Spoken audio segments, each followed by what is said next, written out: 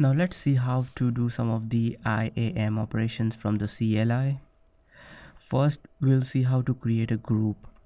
So to create a group, we will use this command AWS IAM create group, and then we will specify the group name. So if the command is executed correctly, you will get the JSON result back. Once we have created our group, let's attach a policy to our group. So we will give the group administrative access. So for that, use this command.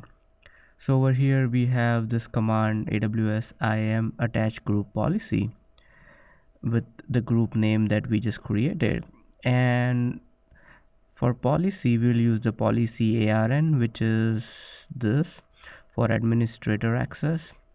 So this is how we will assign a policy to the group. Next, let's create a user with username CLI user test. So this is the command to create a user, and if the command executed successfully, you will get the JSON back.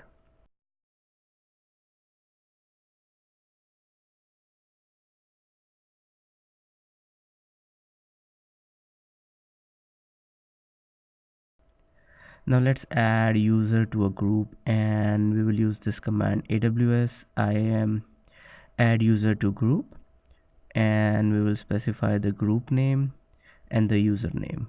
So we are adding this username to this group.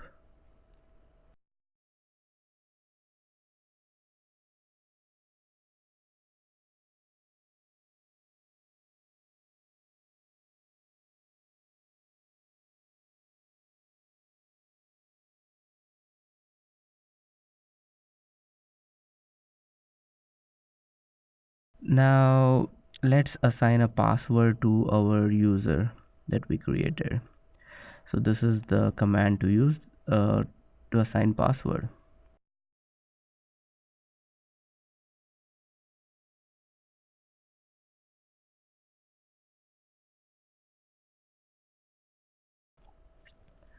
Now over here you will notice that the password did not get created for this user because we did not specify a password that meets our policy requirements that we had set in the previous videos.